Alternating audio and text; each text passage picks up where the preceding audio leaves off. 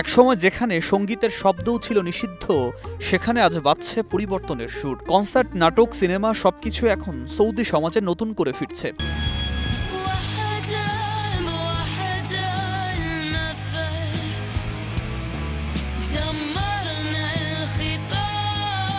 এবার সেই পরিবর্তনের ঢেউ ছুঁয়ে গেল বিদ্যালয়গুলোতেও। সৌদি সরকার হাতে নিয়েছে এক যুগান্তকারী উদ্যোগ। দেশের আরও 17,000 নারী শিক্ষককে সঙ্গীত শিক্ষার পেশাগত প্রশিক্ষণ দেয়া হবে।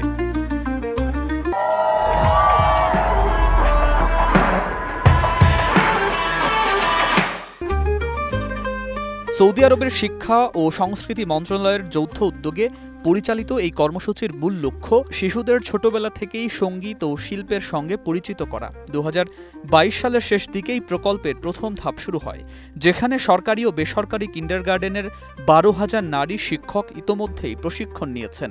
এবার দ্বিতীয় ধাপে আরও 17,000 নারী শিক্ষক অংশ নিচ্ছেন, যা দেশের সাংস্কৃতিক ইতিহাসে এক নতুন অধ্যায় খুলে দেবে।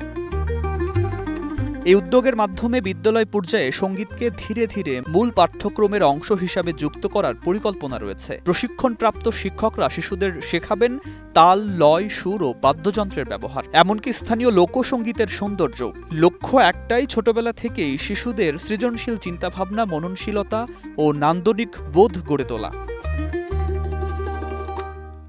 2022 সালে গঠিত হয় সৌদি সংস্কৃতি মন্ত্রণালয়ের মিউজিক কমিশন, যার মূল দায়িত্ব ছিল সঙ্গীত খাতের বিকাশ ও শিক্ষায় সঙ্গীত চর্চা বিস্তার করা। এরপর 2023 সালের ফেব্রুয়ারিতে রিয়াদের কিং সৌদ বিশ্ববিদ্যালয়ে প্রতিষ্ঠিত হয় প্রথম আর্টস কলেজ, যেখানে সঙ্গীত, নাটক, চিত্রকলা ও অন্যান্য শিল্প বিষয়ে উচ্চশিক্ষার সুযোগ তৈরি হয়। তরুণ প্রজন্মের জন্য এটি এক নতুন দিগন্ত উন্মোচন করেছে। এই কর্মসূচির আরেকটি গুরুত্বপূর্ণ দিক হল নারী নেতৃত্বকে মূলধারায় আনা। প্রশিক্ষণপ্রাপ্ত নারীরা শুধু শিক্ষাদানই করবেন না, তারা হবেন সমাজের শিল্প ও সংস্কৃতির দূত। সৌদি সরকার এই উদ্যোগকে সাংস্কৃতিক দক্ষতা উন্নয়ন কৌশল হিসাবে দেখছে, যা একদিকে যেমন শিক্ষার বৈচিত্র্য আনবে, অন্যদিকে নারীদের কর্মসংস্থানের নতুন দিগন্ত খুলে দেবে। একসময় যেখানে সঙ্গীত ছিল নিঃশব্দ, আজ সেই নীরবতাকে ভেঙে উঠছে নতুন প্রজন্মের কণ্ঠের সুর। এই 17,000 নারী সঙ্গীত শিক্ষকের হাতে সৌদি আরব যেন গড়ে তুলছে এক নতুন সাংস্কৃতিক পরিচয়, যেখানে শিক্ষা, শিল্প ও নারীর শক্তি মিলেমিশে তৈরি করবে পরিবর্তনের এক অমলিন সিম্ফনি।